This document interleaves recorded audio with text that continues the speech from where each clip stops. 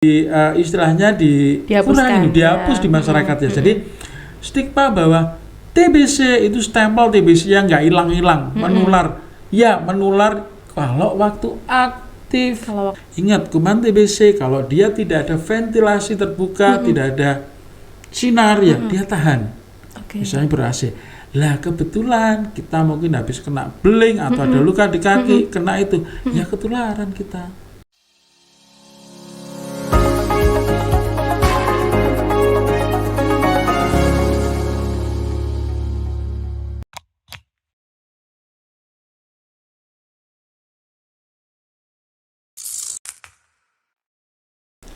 Assalamualaikum warahmatullahi wabarakatuh. Halo kawan bisa, kawan bincang sehat. Bagaimana kabarnya hari ini? Semoga selalu dalam keadaan yang sehat ya. Berjumpa lagi dengan saya Esti yang akan menemani kawan bisa untuk beberapa waktu ke depan dalam acara podcast Bisa Sehat, bincang santai seputar kesehatan ya.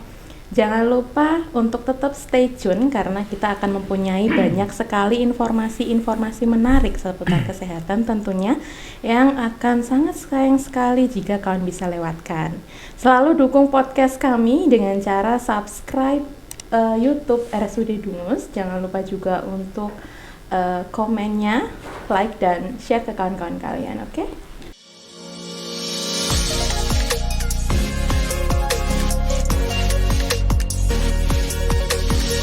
Podcast Bisa Sehat episode kali ini dalam rangka peringatan Hari TBC Sedunia ya.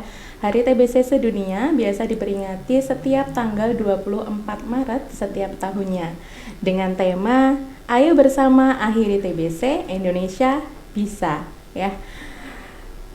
Menurut WHO atau World Health Organization melalui Global TB Report pada tahun 2022 ternyata TBC masih menjadi masalah dunia hingga saat ini.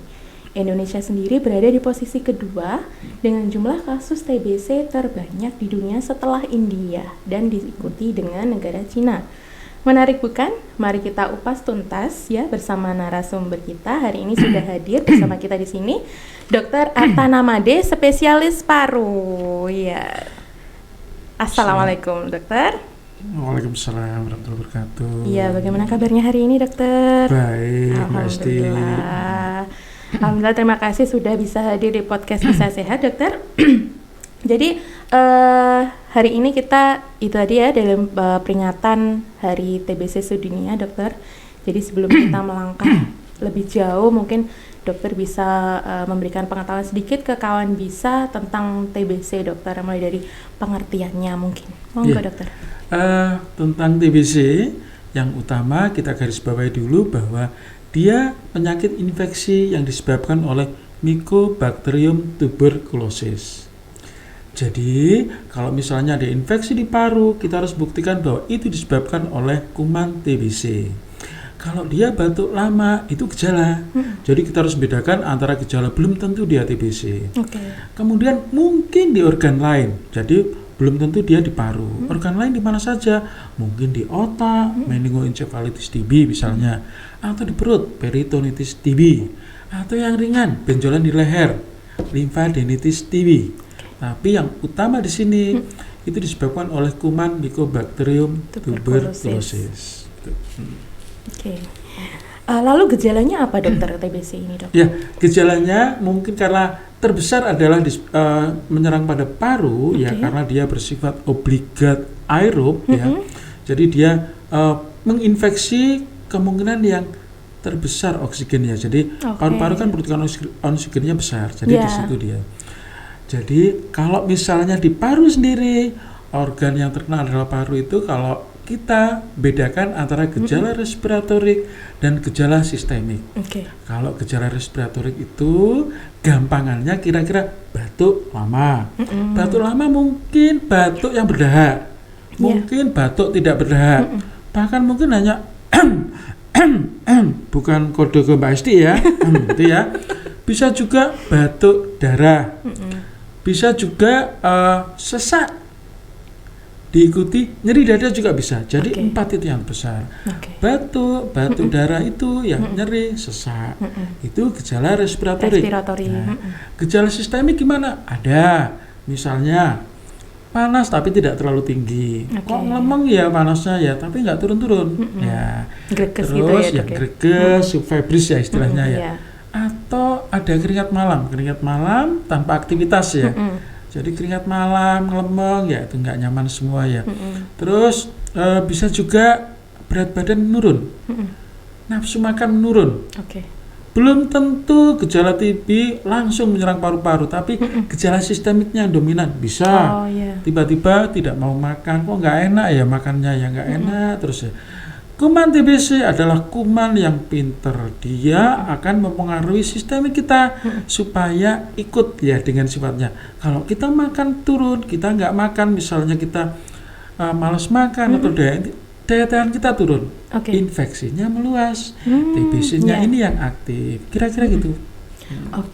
Lalu bagaimana Dok tentang ini ya, penularannya? Penularan TBC bisa, kalau yang terbesar yang kita harus hati-hati dengan airborne disease, jadi penyerangan lewat udara. Bisa droplet infection, bisa mungkin air ludah ya kira-kira ya. Jadi kalau ada pasien TBC mungkin nggak pakai masker ya, batuk sembarangan ya, kok kita pas deket situ bisa terkena. Atau bersin kan itu kan cepet ya, jadi gerakan dropletnya cepet, itu juga bisa terkena. Terus mungkin pada pasien yang ngomong kita terlalu dekat bisa juga. Nah, paling gampang pakai masker kira-kira. Kita pakai masker ini yang sakit juga pakai masker kira-kira itu sangat bantu kira-kira. Itu kalau hubungannya dengan udara. Dengan yang lain bisa nggak? Bisa. Istilahnya mungkin salah satunya perkontinuitatum. Jadi menjalar ke organ sekitarnya. Misalnya ya ada benjolan di leher, pecah. Nah kita mungkin pas memegangnya ada lesi itu apa ya? Kira-kira luka kecil ya. Nah itu bisa ketularan. Atau ada pasien yang meludah sembarangan atau batuk ya, batuk mengeluarkan dahak sembarangan, gitu ya misalnya ya. Di situ ada ya. Ingat kuman TBC kalau dia tidak ada ventilasi terbuka, tidak ada sinar ya, dia tahan. Misalnya ber-AC. Lah kebetulan kita mungkin habis kena beling atau ada luka di kaki, kena itu, ya ketularan kita. Gitu. Lewat luka itu tadi ya. Lewat luka itu. Jadi luka itu ada kuman TBC, pas kita ada luka bisa luka di situ. Masuk lewat situ. Gejalanya gimana? Ya lukanya nggak sembuh-sembuh. Karena kuman TBC kan kuman termasuk kronis lama sebenarnya. Itu. Gitu ya Dok ya. Lalu bagaimana kalau misalkan setelah tertular ternyata sakit TBC, pengobatannya bagaimana dokter? Pengobatan yang perlu digarisbawahi di sini kita harus continue ya, continue combine ya, kombinasi combine. Jadi untuk kombinasi kita ada istilahnya 4 FDC. Kalau di Puskesmas gampangannya mungkin kita ngomong ke pasien obat merah 4 FDC. 4 FDC itu isinya INH, isoniazid, rifampicin, pyrazinamide, etambutol. Dosisnya disesuaikan dengan berat badannya. Jadi kalau berat badannya saya berat badannya 36 kira-kira ya. Kalau berat badannya 36 enggak ya.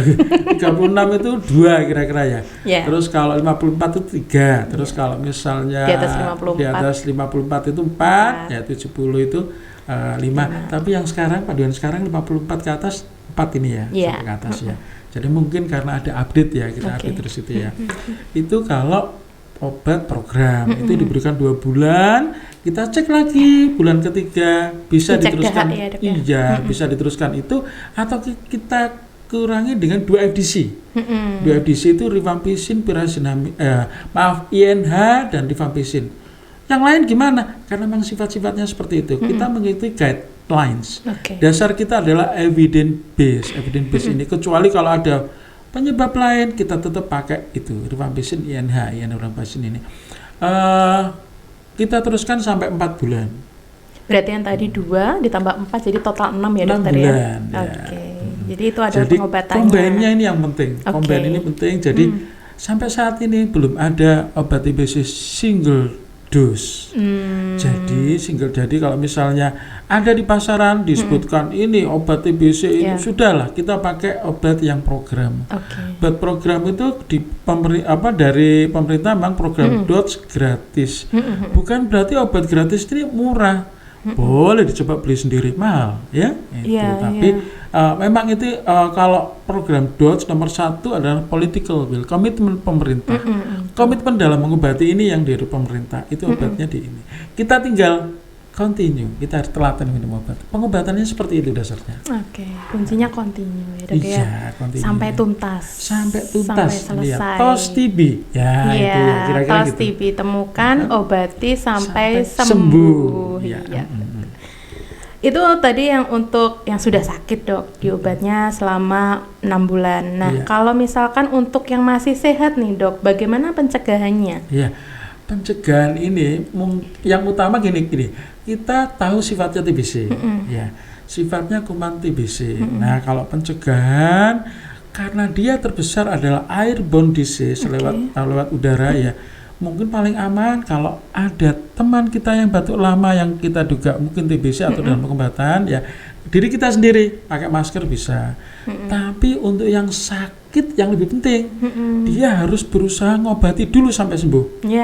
Jadi di mindsetnya yang sakit, saya ini sakit TBC, saya harus mengobati diri saya sampai sembuh supaya tidak menulari lingkungan. Nah, itu kalau dari yang sakit, dari yang sehat. Dari yang sehat harus tahu sifat kumannya. Sifat kumannya apa? Dia itu akan aktif. Jadi kalau di tubuh ada patogenesa ya, jadi siklusnya dan sebagainya itu pokoknya dia akan aktif kalau kondisi kita turun.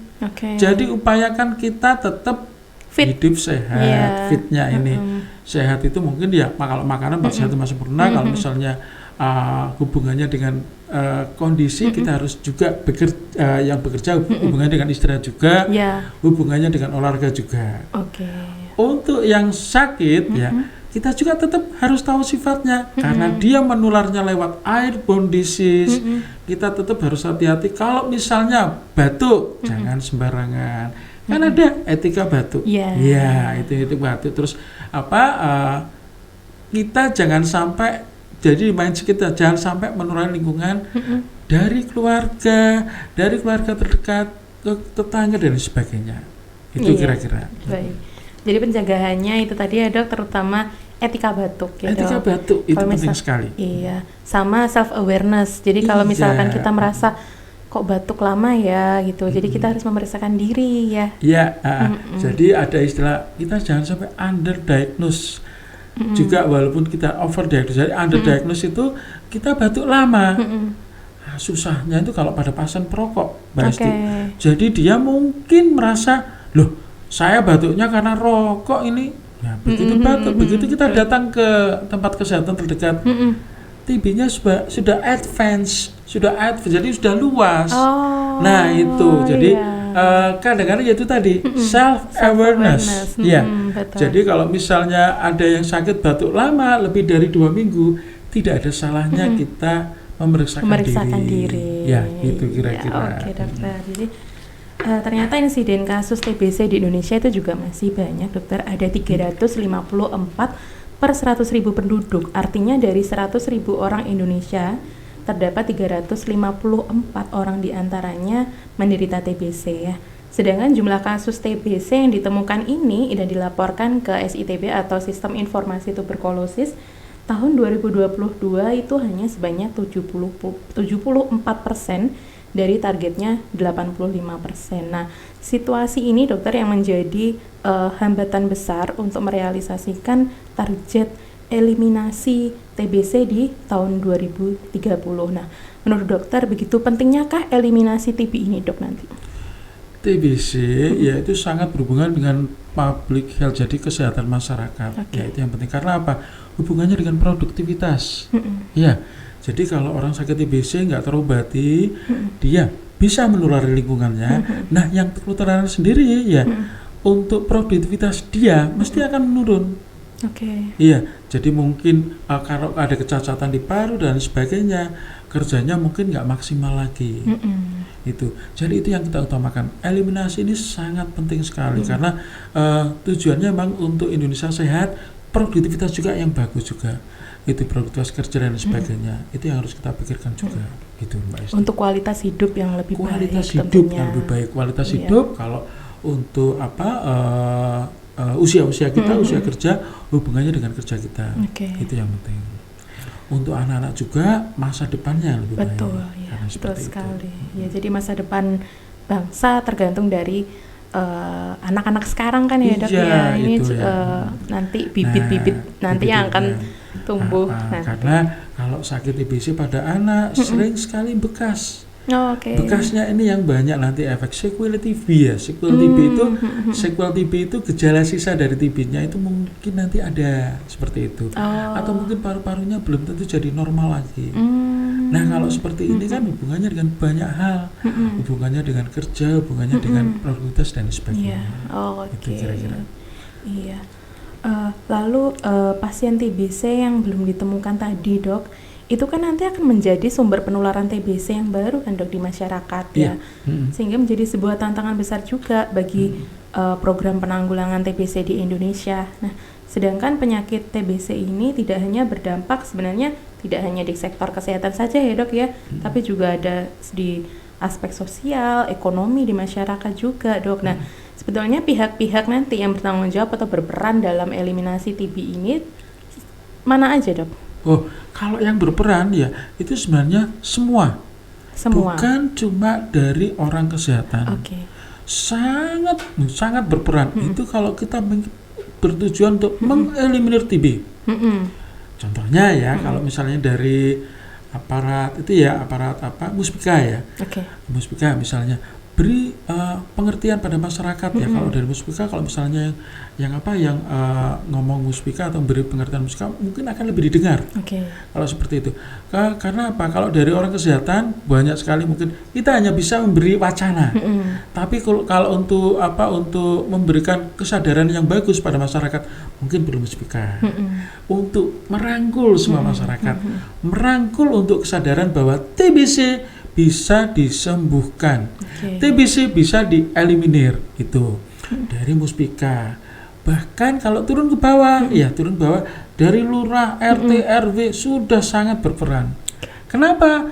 Kita perlu Basor, kita perlu PMO, pengawas minum obat. Tidak ada salahnya hanya mengingatkan, sudah diminum belum obatnya.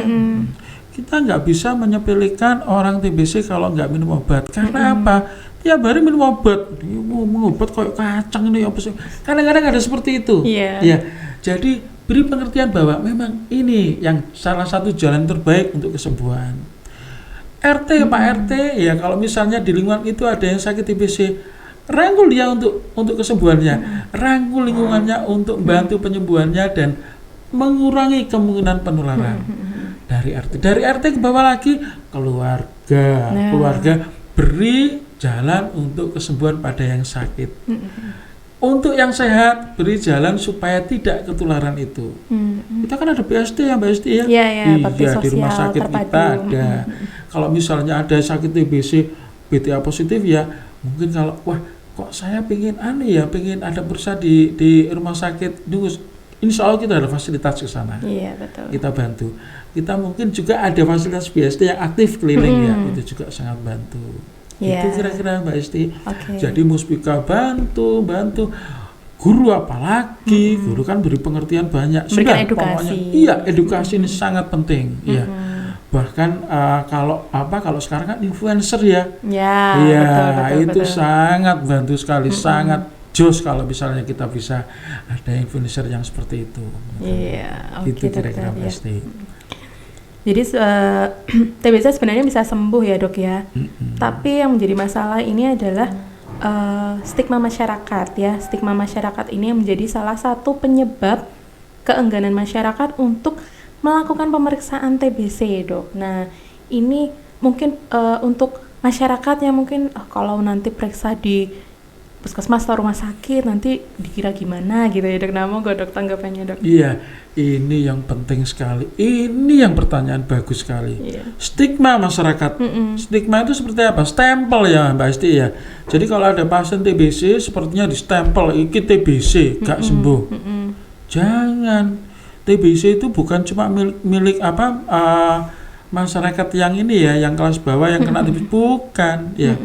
Ada masyarakat yang kita kan nggak ngomong ya Mbak Esti, ada yang dari ekonomi mampu, bahkan dari Orang kesehatan ya ada. Iya. Tapi gini intinya, TBC bisa disembuhkan. Ya, TBC itu bisa disembuhkan. Iya. TBC hanya perlu pengelolaan yang baik. Pengelolaan yang baik. Itu dokter tadi continue obatnya dan sebagainya.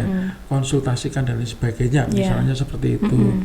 Stigma masyarakat ya memang ini berhubungan dengan banyak hal ya, karena sequel TB ya itu kan ada gejala ya Mbak Esti ya. Jadi ada yang batuk darah berulang terus apa-apa, itu suatu yang menakutkan memang. Nah kedua juga ya fotonya ini yang mungkin nggak jadi normal. TBC terus jadi bekas TBC, mungkin terbaca TBC. Apakah yang baca kok lo udah baca TBC ya? Jadi gini, bekas ya itu nggak sepenuhnya bisa jadi normal kalau TBC. Tapi yang utama kita lihat itu ada nggak tanda aktif. Itu enggak. Terus yang kedua kita lihat ada gejala nggak. Nah kalau misalnya dulunya sudah minum obat teratur dan dia sudah bagus, sekarang kondisi bagus ya insya Allah ya sebenarnya untuk TBC-nya aman ya. TBC-nya tidak aktif gitu ya Dok ya. Stigma ini yang harus istilahnya dihapus di masyarakat ya. Jadi stigma bahwa TBC itu stempel TBC yang nggak hilang-hilang, menular. Ya menular kalau waktu aktif. Tapi kalau sudah sembuh sudah nggak aktif, ya tidak ya. Tapi memang saya sendiri harus ngakui ya orang kesehatan pun stigma ini masih ada yang stempel ini yang nggak hilang. Bisa misalnya di rumah sakit tertentu ya, saya nggak usah ngira-ngira ya. Ada yang misalnya di food ronsen TB itu kira-kira dimasukkan ke bangsal yang paru, padahal itu belum tentu TBC aktif. Oh bisa aja bekas aja ya. Iya bekas bisa. Kan sama kalau misalnya berantem dengan rampok ya, kena celurit gitu ya. Dulu diobati kulitnya waktu luka, begitu sembuh bekas keloid ya tidak diapa-apakan. Di paru juga seperti itu, dulu diobati, begitu sembuh diapakan ya tidak, kita hanya jaga kondisi. Karena cuma bekas aja. Iya walaupun ya mungkin ada kemungkinan kambuh, tapi kambuhnya kan nggak serta-merta jadi kambuh terus. Kan gejalanya ada yang tadi itu yang sebut tadi seperti itu. Nah gitu. Jadi kalau stigma ini bisa disingkirkan dari masyarakat ya, kita mungkin akan bisa merangkul banyak pasien TB ya, untuk beri pengertian seperti ini. Jadi kalau misalnya kesadaran untuk berobat TB lebih baik, sangat lebih baik untuk penanggulangan TB ini. Jadi yang caratan tadi SITB itu mungkin akan meningkat. Sekarang yang terjadi ya mungkin kalau misalnya dia diduga TB atau dia terus diagnosis TB, dia nyari pengobatan alternatif misalnya, atau punya pengobatan yang mungkin sembunyi-sembunyi atau disembunyikan dari lingkungan ya, itu juga yang jadi masalah. Nah itu ya. Lebih baik kita bukan berarti kita harus terbuka enggak ya, tapi kita harus membantu bahwa sakit TBC ini kita sembuhkan dengan baik, lingkungan bantu dengan baik ya, kita beri pengertian itu dan sebagainya. Itu Mbak Esti. Iya betul sekali. Jadi menghilangkan stigma juga mendukung pasien TBC-nya sendiri ya Dok ya. Jadi lebih terbuka, mau berobat, mau pergi ke fasilitas kesehatan untuk memeriksakan dirinya itu tadi. Iya gitu. Ya, yang terakhir Dokter, mungkin ada pesan-pesan untuk kawan bisa di rumah, monggo silahkan terkait TBC Dokter. Kawan bisa ya untuk ini ya. Jadi gini, yang utama ya, kalau kalian mengerti tentang TB, beri pengertian pada lingkungan. Itu yang pertama. Yang kedua, kalau misalnya kira-kira ada lingkungan yang menderita TB apa-apa, mari kita bantu untuk penyembuhan, mari kita bantu untuk berobat. Yakinkan bahwa TB bisa disembuhkan. Oke, iya menarik sekali Dokter. Terima kasih sudah hadir di podcast Bisa Sehat kali ini Dokter. Semoga ilmu yang Dokter berikan hari ini bermanfaat untuk kawan bisa di rumah ya. Tidak hanya untuk kawan bisa saja sebenarnya, tapi untuk Indonesia pada khususnya ya. Jadi kita semua memiliki kekuatan bersama untuk mengakhiri TBC pada tahun 2030 ya. Kami mengajak seluruh lapisan masyarakat untuk berpartisipasi aktif dalam mendukung penanggulangan TBC, baik dalam pencegahan, penemuan kasus, maupun dukungan untuk proses pengobatan sampai sembuh ya.